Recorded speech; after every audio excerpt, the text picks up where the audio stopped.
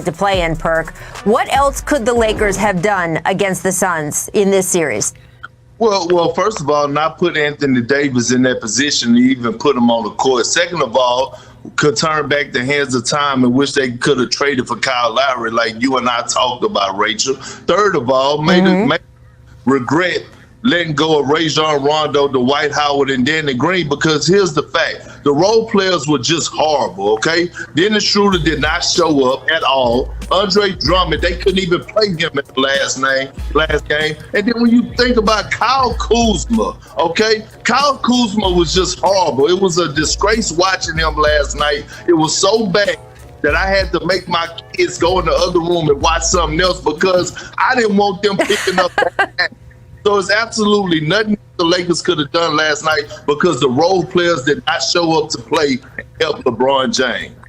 Oh, I could not agree any more with Perk. There was levels of petty. We saw the Instagram stuff and people taking off certain things off that. You don't do that before a closing game, especially after going 0 for 9. Like, wait, everybody else doesn't realize that I could be playing better. We'll keep the names out of that. But my big thing for the Lakers is there's been so much conversation about the Lakers and this. And Tim Legler, one of the most respected voices in the game of basketball, said this is what the Lakers deserved for treating the regular season like it was an exhibition. And that could not have been more false. They came off a championship. They were leading the league in wins when Anthony Davis went down. Before Anthony Davis comes back, LeBron James gets hurt. They still finished with the #1 defense in the league. That does not sound like a team that was taking something for granted. They were backed into this position, and this is all they had left. The defending champions left it all on the floor, and they could have played better,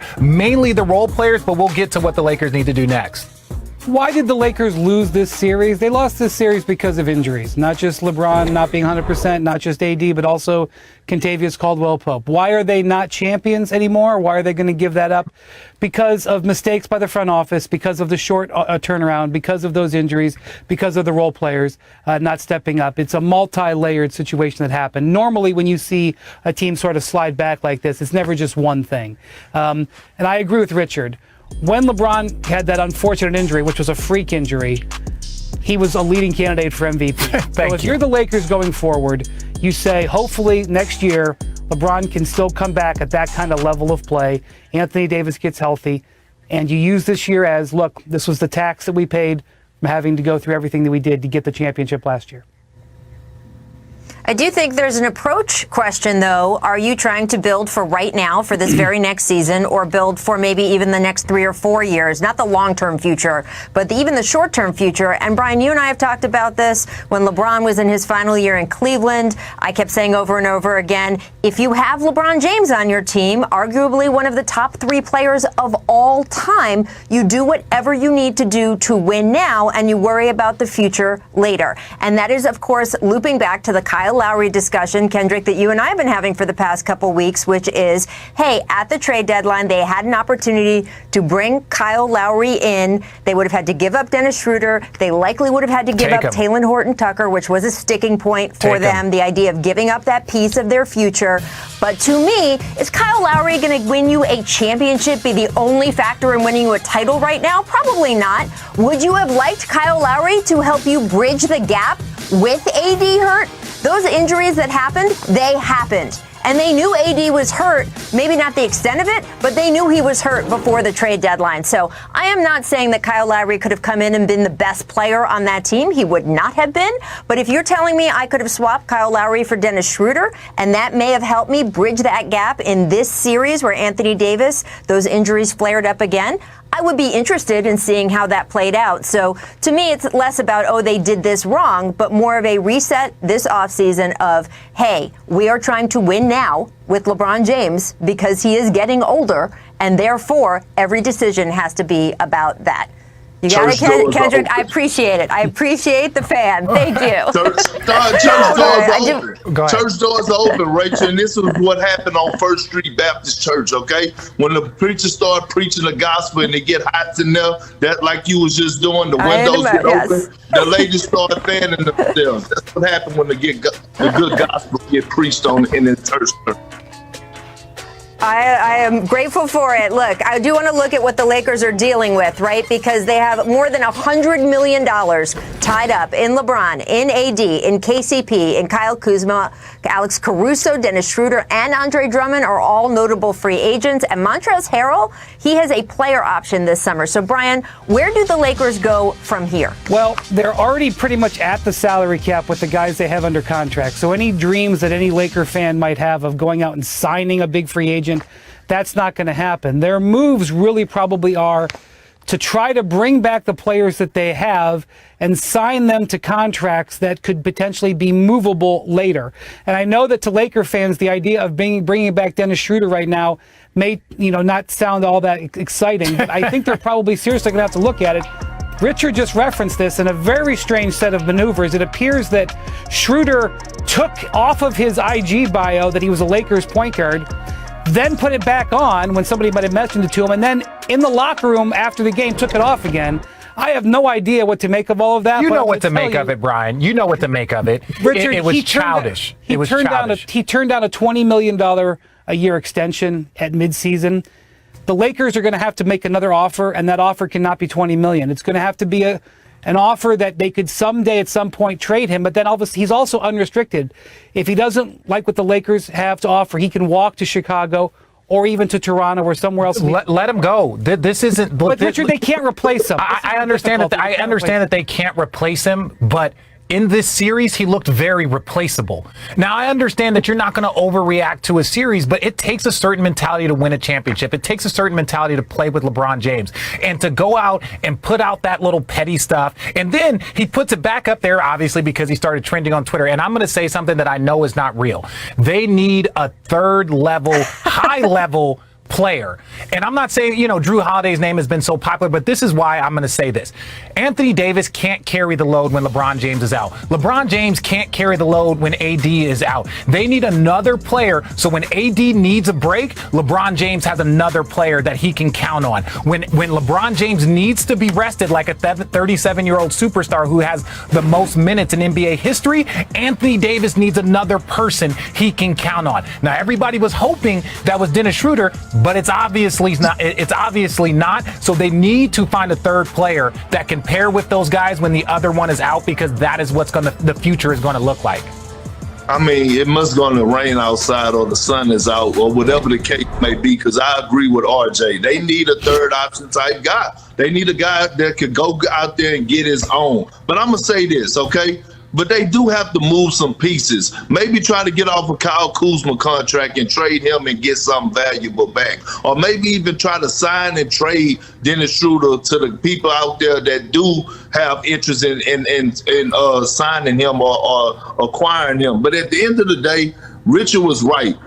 And Brian, you know this Rachel, you also know this as well. Playing alongside LeBron James comes a different type of pressure. And if you don't have that mentality and you don't have that dog in you, that sense of urgency or that mental toughness, it's not going to work. So it looks gravy from the outside, but until you get in that locker room until you start getting all that media attention and everything else, you don't understand the pressure that comes alongside playing with LeBron James, especially in a Lakers uniform.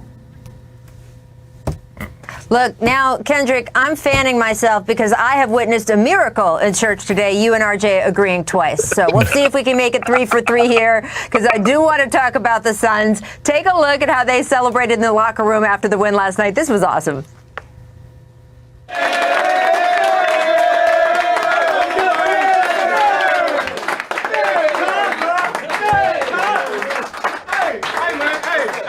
Straight up, 10 years ago, dog, I played for mine, right? 2-7 series, man. Coach, we lost 4-2, right? Right back where we was, against the same team. Oh, hey, congrats, Coach. Congrats.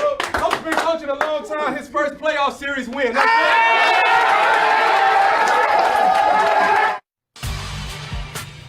First First of all, I didn't see who it was who touched Chris Paul's shoulder on his way into the locker room there, but I actually cringed right here sitting in my chair. Do not touch the man's shoulder. I loved that moment. I love Monty getting his due. The Suns, not just Monty, but the Suns winning their first playoff series as a franchise in 11 years. Richard, what do you think the significance of this victory was for Phoenix? You are an Arizona boy. Look, I think it's significant because you see the growth. There were so many questions about, well, Devin Booker answered some questions in the bubble, but can he be a playoff performer? Then when you get to the playoffs, how do you play in the playoffs? And he played extremely well. He played with a sense of urgency. We saw his first quarters. We saw his first half. He came out like an individual that was going to set the tone, especially when his player was down. You hear that, other guys? When a star player like Chris Paul gets hurt, everyone needs to look around and play with a sense of urgency, and Devin Booker did that. I really do like this Suns team. I think they have all the right pieces. They have a point guard. They have a great two guard. They have depth, and they have toughness, and they have a very good man in the middle, DeAndre Ayton, bear down. But my point is this. I think the Phoenix Suns can get to the conference finals. I think right now, if Chris Paul can get healthy over this time period, I think they can make a run to the finals. I don't know if they have enough to win a championship, but a finals and conference finals is definitely in their reach. When teams rebuild, when teams have draft picks and they get all excited and they have press conferences and they build campaigns around them and they go through all the development, they do it with the dream of what happened last night. That a guy like Devin Booker, who they picked late in the lottery and developed and nurtured and dealt with growing pains and carried up, would arrive and score 47 points in a road elimination game. This is what the dreams are made of. Is a humongous moment for Devin Booker, hopefully the beginning of many going in that direction. But to me, while this is great for Chris Paul, while it's great for Monty Williams, while it's great for all the Suns fans who have been in the proverbial desert for the last decade, it is a huge statement about where they can go with Devin Booker if he's able to deliver this type of basketball. Yeah, I mean, it's a beautiful thing to watch. You know why? Because this organization didn't take any shortcuts, and it's a beautiful thing to see. Starting with our guy, RJ, James Jones, champ, did a great job taking over that GM role and drafting well, building from the top, right? Building from the ground up and developing his players, acquiring people like Craig and Jay Crowder and Chris Paul, and hiring Monty Williams as head coach. So this is why I'm looking at this Phoenix Suns team and this victory last night. It's a beautiful thing to see. Watching what they did in the locker room was a great thing to see, because this team is tied together. The continuity is there, the chemistry is there, and I'm actually rooting for the Phoenix Suns. I hope that they do make it out of the Western Conference. Yeah, well, look, I love Richard with the fan as well. There's no question that James Jones deserves a lot of credit here. And the organization as a whole, look, it is no secret. The Phoenix Suns spent a lot of years not behaving like an NBA franchise. Bad early round draft picks, not managing the players they had well, loading up too many guys at the wrong position. The environment around the team, some of the coaching choices haven't been great. And Suns fans haven't been crazy about the way Phoenix was talked about in national conversation, but that's because you don't get a participation medal at this level. You have to be good for people to say you're good. And to Phoenix's credit as a team, to Robert Sarver's credit as an owner, they made the changes they needed to build this team. And that is what we should be celebrating. It is hard to do that, and they have managed to do it, and now they are getting their reward with this second round appearance that they completely earned. There's no question this series would have been very different if Anthony Davis hadn't gotten hurt, if LeBron was completely healthy. But Phoenix had an injury to one of its biggest stars too, and they were able to pull this out. So kudos to them. Now, Richard, you stick around. You're going to rejoin us in a little bit. Coming up, the game absolutely earned. All right, Miss Consciousness. Michael Porter Jr. starting the game, hitting 6 of 7 three-pointers in the first quarter.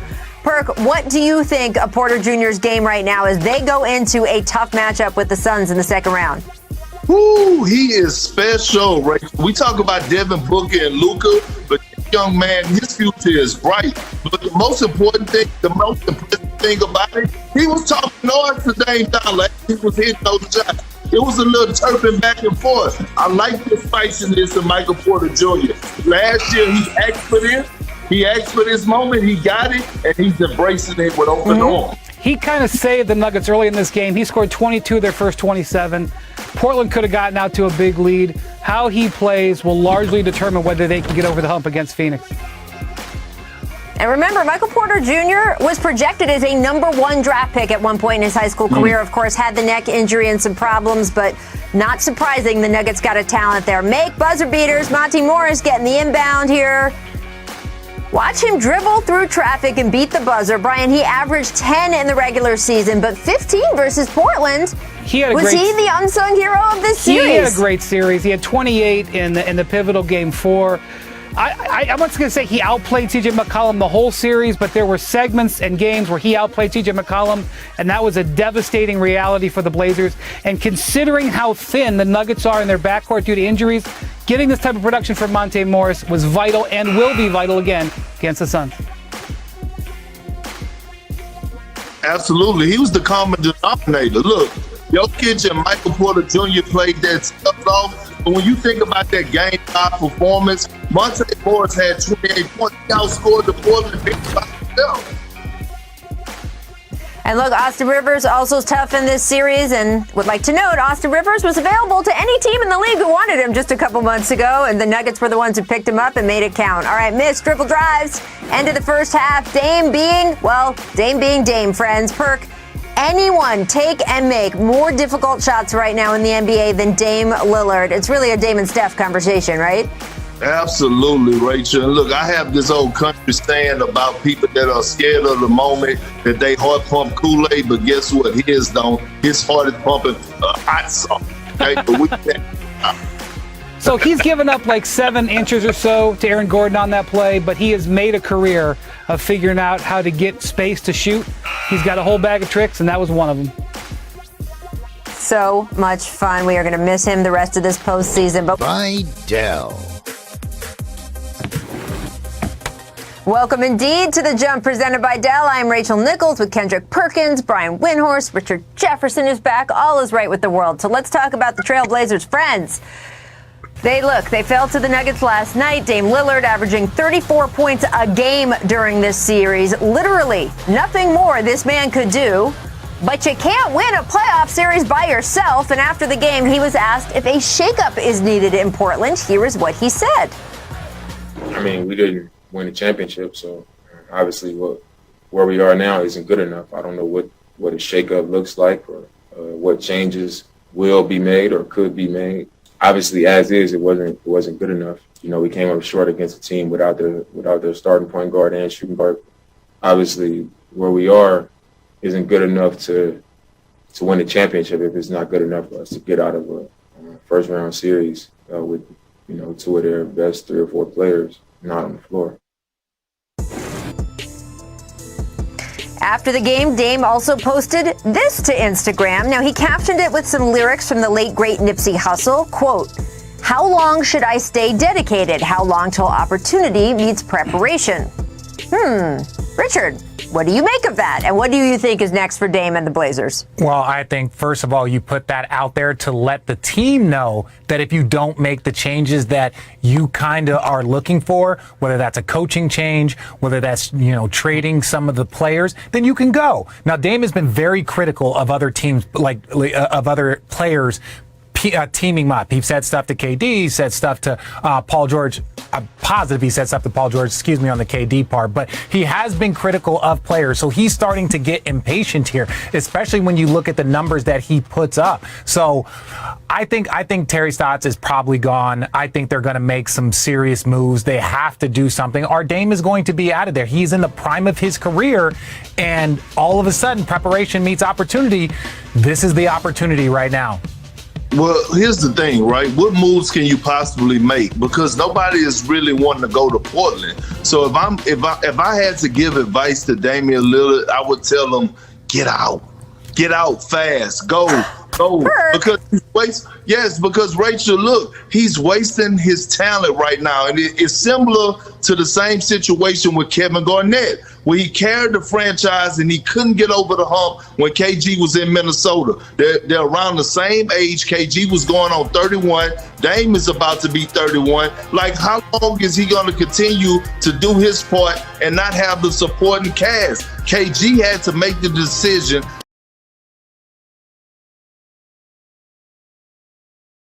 that it was time for him to leave. I think it's time for Dame to do the same. You know what KG said was one of the great mistakes of his career was not going to Boston sooner. You know, and I think it's a career crossroads for Dame. And, you know, the league is like, look, I know what Dame has said. He is on the record many times as how he feels about this, but the league is watching this very closely. And while I'm not going to overlook and look too much into a song lyric because that can be dangerous, he knew exactly what the reaction would be by putting that on there. And that is an indication that he is beginning to turn the screws. And the league is watching and waiting, and there are teams out there getting ready for this. And I don't know if Dame is going to be involved in the potential coaching search. I don't know if Dame would give advice on free agency. I don't know if Dame would give advice on trades. But the Blazers better hope that he does, because if it's silence, that is a bad sign. Yeah, I think that's a great point, right? I mean, I have to think if you are Blazers ownership, your reaction to Damian Lillard saying, I'm not really happy in terms of X, Y, or Z is wonderful, Dame. We will change X, Y, and Z for you. I will say, Perk, Melo went to Portland. Players sometimes go to Portland, just saying, but I want to look at their whole landscape. Dame is under contract through 2025. Notable free agents include Norm Powell, Carmelo Anthony, as I just mentioned, Enes Kanter. They don't have any picks in the upcoming draft, though. And as for Jusuf Nurkic, his contract partially guaranteed. Listen to what he said after last night's game. Nurk, do you want to be back next year? Like, do you want to be back on this team next season? In the right situation, yes. What is the right situation? We'll see.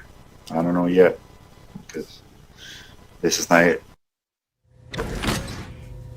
I don't know if they have Harvey Dent where Nurk is from, but that was an impressive suit. All right, Brian, so what options do the Blazers front office have this summer? Again, if they say to Dame, we get it, you can have the keys to the franchise, Damian Lillard, whatever you want, literally, what should Dame ask them to do? Well, as Richard mentioned, there's a decent chance that Terry Stotts, who's been there a long time, is going to be let go. Early idea, possible candidate there would be Chauncey Billups, who Neil O'Shea, their general manager, was with in Los Angeles when they were Clippers. Then you have, Nurkic has a partially guaranteed contract that the Blazers are almost certainly going to pick up by August 1st. He wants a contract extension and has hired Rich Paul to negotiate it for him. So that's what's going on there. So you potentially could, if you didn't want to extend him, pick up that and look to trade him. And then you also have CJ McCollum, who through the years has been a desired player. But remember, whenever you think about trading a guy, you have to think about how this will improve your team. If you trade a guy like CJ McCollum, you better get a guy back who's just as good as CJ McCollum or better. And the team who wants to make the deal isn't necessarily looking to trade a better package to get him. So I'm not sure the answer is just trade CJ McCollum and get better. I think it's a lot more nuanced. I think it may take something with Robert Covington, who's under an attractive contract, but they're out some first round picks, so they don't have the same package of assets other teams do. Well, I just want to address Nurkic's comments, okay? Y'all can have everything else, and I just want to say, what is he talking about, okay? Because he was getting a spanking all series long, and I get it. You're going against Jokic, but your job, big fella, is not to get the ball on the low post. Your job is to anchor the defense, is to rebound, finish around the basket, and your job was to lock up or try to stop and contain Jokic. Jokic elevated his game, and he dominated you. Period, point blank. Nurkic need to go watch film on Clint Capella. That's how he should have played for the Portland Trail Blazers, how Clint Capella is doing his job for the Atlanta Hawks. I don't even know what that means, Perk. I don't know. I don't know how he plays like Clint Capella. Like they don't have the same size, length, shot blocking. What are you talking about? Anyways, look, I'm not gonna let you say. I'm not gonna let you say. I'm saying being a star in your role. You know what that means. Do what a center needs to do. Rebound the ball, average double-figure rebounds every single game, anchor the defense, block shots, be able to guard the pick and roll. You know what I'm talking about when I say Well, go then look say, at. well, then, why didn't you just say that? Don't tell him to go be Clint Capella. Just tell him what you need him to say. Go watch film on them, Richard. What are you talking about? Anyways, this is the thing, and then Rich, I'll let you take it. My thing with the Portland Trailblazers is that they're in a tough spot. They have been one of the most confusing teams in this league for the last 7 or 8 years. You know, Dame is a superstar. You have another talented, I believe all-star point backcourt mate in CJ McCollum, even though he hasn't cracked it yet. And then they have talent. They have wing players. They have a big. I think a coaching change is probably the first step in that direction. And then you maybe figure out the other pieces to pair up. But the clock is running. Dame signed that massive contract that he earned and he deserved, but it kind of limits like his flexibility. He can't just say, "Oh, I'm gonna be a free agent. You got to do what I want." It's more about keeping him happy at this point in time. But look, I think the Portland Trailblazers, the way they are constructed right now, the way their team is, their poor defense, time and time again in the postseason, they have everything layered for them and catered to them to make a run, and they don't. And some of it falls on Dame. Some of it falls on Dame also. Look, CJ McCollum, I don't want to forget, there was a point during this season where CJ McCollum was one of the hottest players in the NBA. Mm-hmm. I think the level of player he is something that the Blazers certainly need in their lineup, but the question is, do you need a position change to have that level of player be at a different place? Because as you point out, man, Nikola Jokic, once again, carrying this Nuggets team. I cannot give him enough credit for the way that he has picked this team up since Jamal Murray's injury, the way he has moved them through this playoff series. And again, will be such a fascinating series between Denver and Phoenix. And look, Portland's going to go back, lick its wounds. We'll see what changes they make, but it's Denver that's moving on here, and it is a damn impressive first round that they just had. All right, Richard, thank you so much for joining us today. Here is what the Jump recommends, Vingan. And again, presumptive MVP Nikola Jokic just doing an